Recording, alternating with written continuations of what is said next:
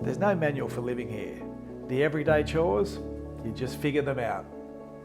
But how does that lead you to Fabric Street in Denpasar and then a temple on the sea? There's no guidebook for this place, just signs you start to notice, sounds you start to hear, and ways you start to change.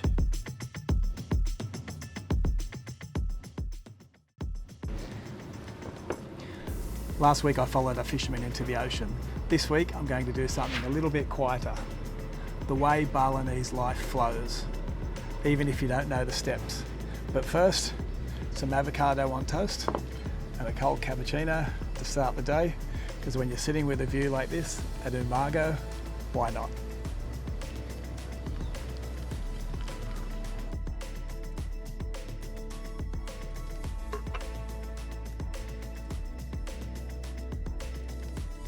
I found out about Warung Umaga when filming last week's episode in the Sanur rice fields. I think for once I can actually use the words hidden gem.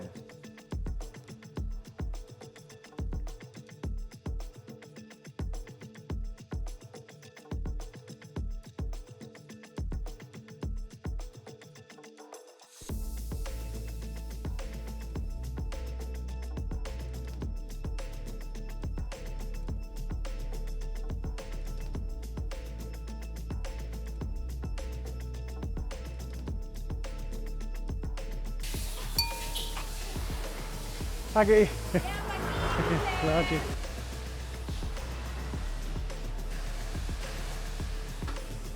What do we have? 2.6. Yep, 2.6. Tomorrow or today? tomorrow. Tomorrow? Yeah. 18? 2.6 times 7, 18,000. Yeah, 18,000. Okay, yep. What's the name, mister? Scott, right on there for you. Scott, siapa nama? Nelsie. Nelsie. Yeah, Okay, Nelsie. there we go. So Scott, and I'll give you 20 now. Terima kasih. Okay. See you tomorrow Terima kasih. morning. See you Thank you. later. Bye bye.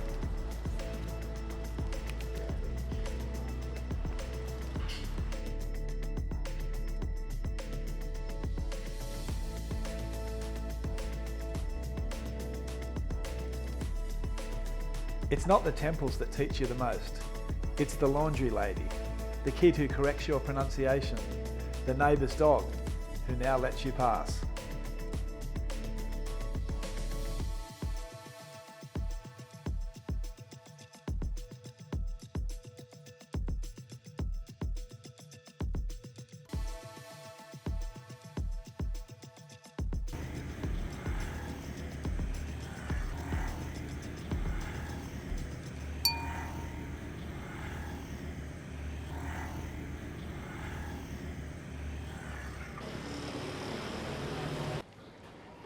Morning routine. It's not just going to the big market. You've got the small shops, doing your laundry, getting petrol, all those interactions you have with local people. Down on our corner we have a corner store. It's got most of the necessities that you need. I'll just head in there and give you a quick look.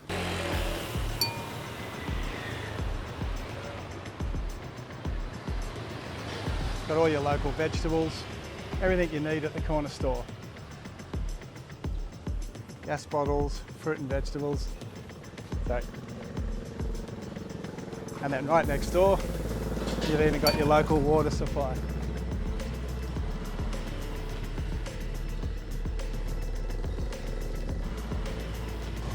There's even a chicken stand if you're game.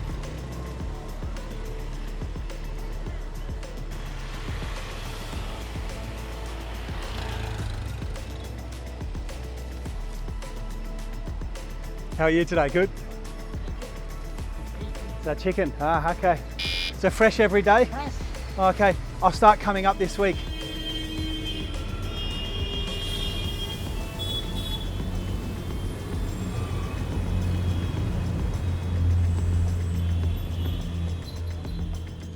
I just rode my bike into Denpasar. I've gone into Jalan Sulawesi, which is better known as Fabric Street, because I wanted to see if I could get some real sarongs, etc., that were suitable for temples. I've got a bright blue one that I use at the beach, but I want something that is respectful, but just something that will let me blend in a little bit so I can see the real world and see those temples. I think I found a good shop, so let's go in, see what I can get, and while we're in Fabric Street we might have a walk around as well. The owner didn't want to be on camera, but he was happy to talk to me, so I'll just do a bit of a voiceover on top of some fabric. So here we go, we'll go in and we'll have a bit of a look and see what's in here. Lots to choose from, so let's have a good look around. I was just looking for a sarong sash for wearing to temples. Temples? Yeah, because I have a beach one that's blue and touristy, and I just want to know what was best for like me as a tourist to wear into temples, into Yeah, that sort of but thing. usually they use like this, but Yep. not sew yet. Okay. Like a pieces you have Yeah. to wrap. So you it don't wrap. well. Yeah. So most of this we can use.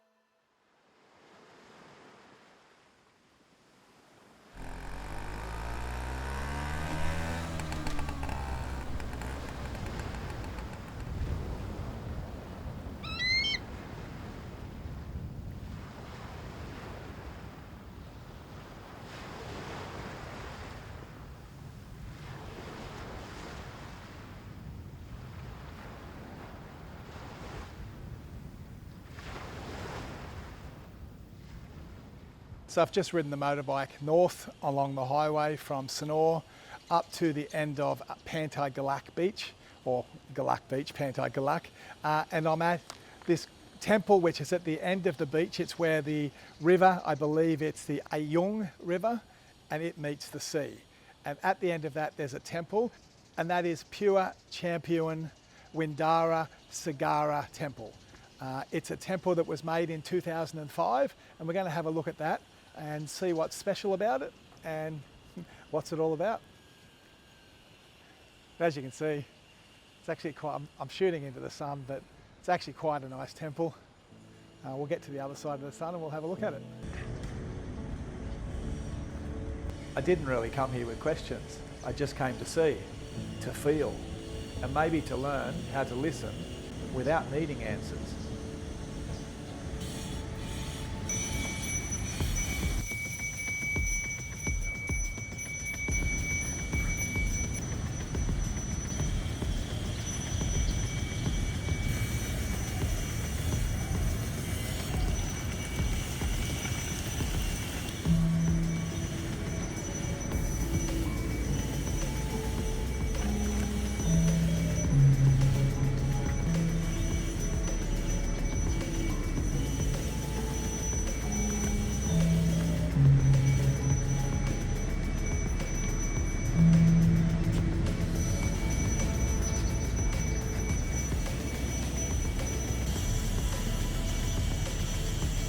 So located right on Pantai Galak, the temple is the ideal place for, I think I've got this pronunciation probably wrong, Malakat, which is the spiritual cleansing of the body and the mind. And that's where most locals come down and have that spiritual cleansing, and also a lot of Western tourists.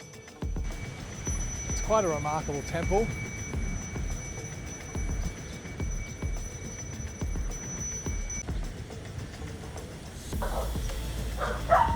Now Joe Manku, he suffered from a liver failure, and he was walking along Pantai Galak and he saw a smoking piece of wood, and that to him was a sign that he needed to build a temple here. That's my short version of it. So he proceeded to start to build a temple. So he built the temple, and miraculously he recovered from the kidney failure. So now it's a place where lots of people come to have tribute, celebrations, cleansings, and also celebrate where the mouth of the river meets the ocean.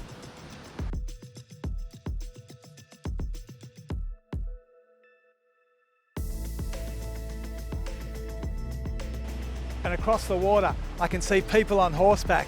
And I think that's the Murara horseback riding, something we might have to look at in future episodes. I think it'd be quite interesting, horse ride along the beach on the northern part of Sanur. It doesn't bring you down to the Sanur beaches. There is that river in the middle, it's on the other side, but that could be quite interesting.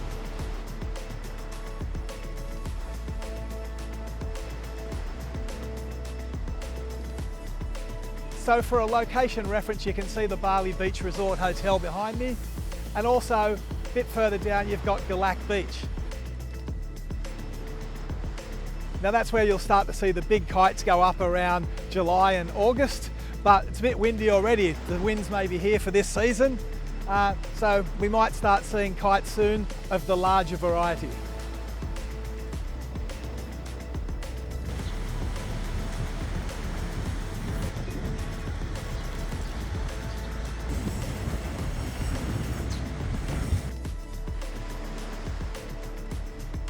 So to visit Puri, Camphuan, Windhu, Segara temple, I thought I'd dress the piece. So I've got the sarong from Fabric Street in Denpasar, white shirt, although I don't think the white bit matters, I just thought that dressed properly. But it makes a big difference to walk in, you feel a lot more comfortable, you feel a lot more respectable, and it's a bit better than the beach towel one that I do have. So for someone that's staying here long term, I do recommend getting yourself a proper set of ceremonial clothes.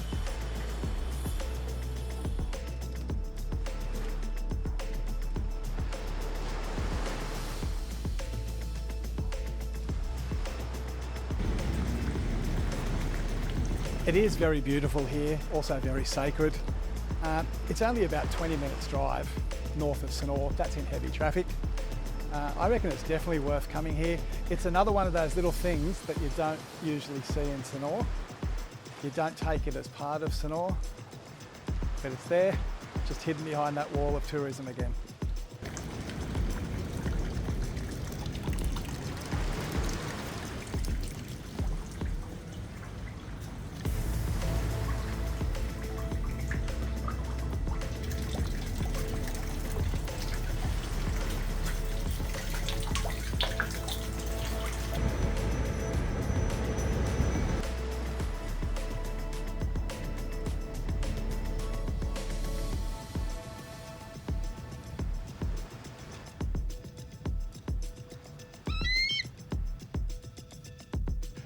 Well, let's throw in something different today. If you remember last week, I was at the markets at Pasar Interan and I was grabbing the ingredients to make a sambal matah.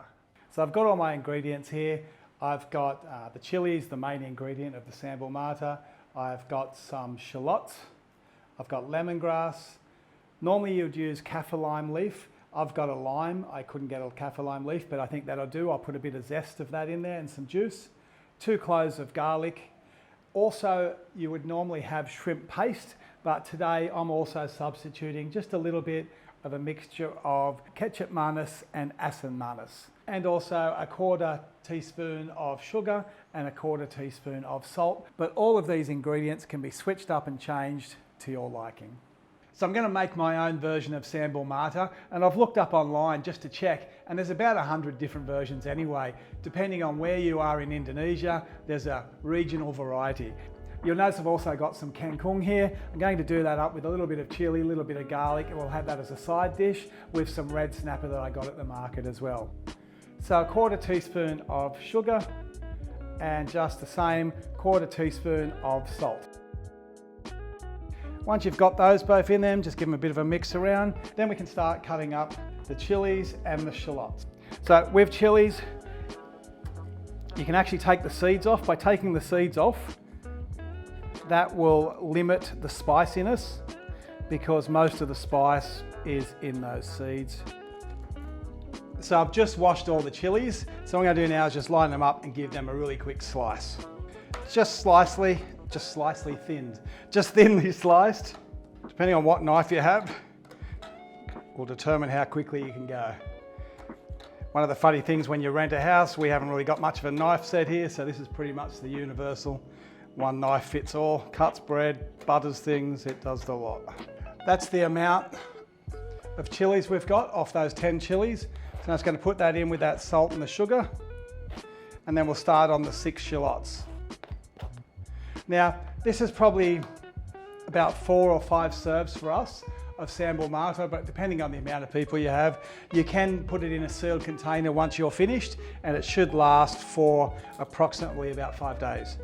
After all, it is just onion and chilies. There's nothing in there that's really going to spoil too much. There was a fair bit of chili there, so I'm going to use about 6 shallots just to sweeten it up a little bit. I believe the shallots play off against the chili, so you've got your spicy and your sweet. Also, that lime that goes in there will add a bit of sweetness later as well. Sugar and salt. It's all like barley, opposites, good and bad, sweet and sours, or sweet and spicy in this case. There's the moral of the story. If you thought I was bad at YouTube, you haven't seen me cook. Okay, so we've got our shallots. You don't want them too thick that you're crunching through them, but you don't want them that thin that it becomes a bit of a soup. I prefer the rustic style. I've seen some people just quarter these up and throw them in. You know, it doesn't have to be that thin, but you want it to be edible. You want it to be a bit of a mix, sitting on top of that fish or chicken.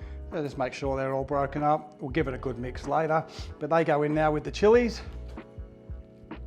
Now the last thing you've got is the 2 cloves of garlic. So what you want to do is just break them open, and then they just need to be mashed up. Now you don't want it to be pureed, that it's just a soup or that soft, but you want to make it that they're broken up and that they're chopped very finely. Let me know in the comments. You may put them in a mortar and pestle, but for 2 shallots, I think that'd be more, for me, that's more cleaning than actual eating. Now I've just cut them up, and because I am a bit of a hopeless knife person, I'm just going to give, although I said it was stupid, them a quick bashing.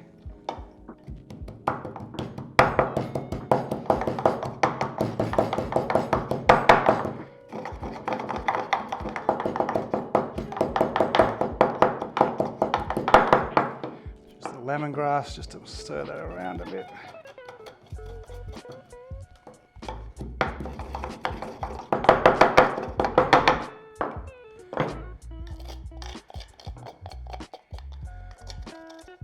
There you go, that's a bit of a paste and ready to go.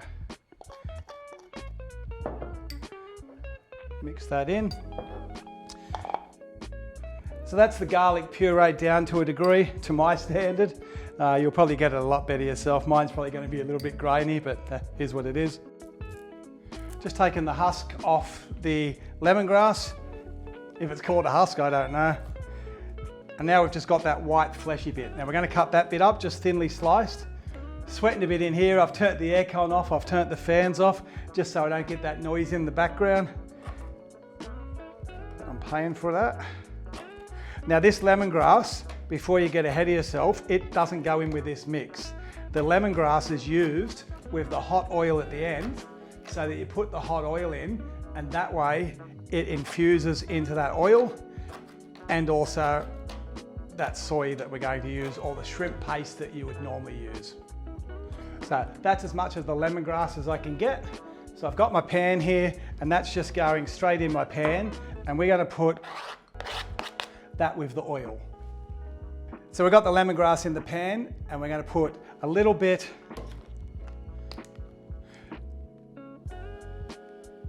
just a dab. It's really that quarter of a tablespoon that you're actually mixing with both of them. So it's about an 1/8. You've got your lemongrass in there. So what I'm going to do now with my cheese grater and my lime is just try and get a little bit of zest into there. But I don't know if this is actually going to work that well for me. Haven't got all the stuff. It's getting a little bit in there, but what I'm probably going to have to do is a bit of makeshift. I'm going to just cut that in half. And we're just going to use the lime juice. I think it will be just as good. So that's everything in there that we need to make the sambal matah.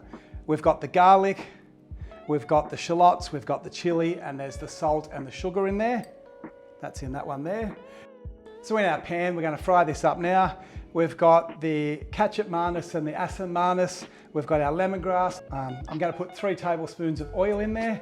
And then from there, we're just going to fry that up quickly and tip it into the sambal matah, and that is the dish finished.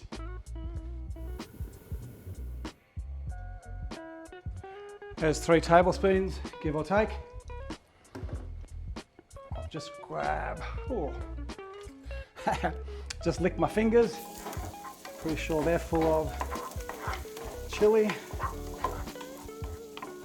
Just going to give that a quick, don't want to cook the lemongrass, but I want to get that flavour into that oil. That's it, that's nice and hot. You can see we're not burning the lemongrass, we're just getting it into that mix. So we put our sambal matah mix in. You can put this in any type of bowl. It's quite a raw, rustic, cut up mix. And then from there, we're just putting that hot oil over it to give it a little bit of heat to go through it. And then what we can do is we just get our wooden spoon, give it a mix around, and just press down on it. So you're getting that oil go through all of the sambal matah.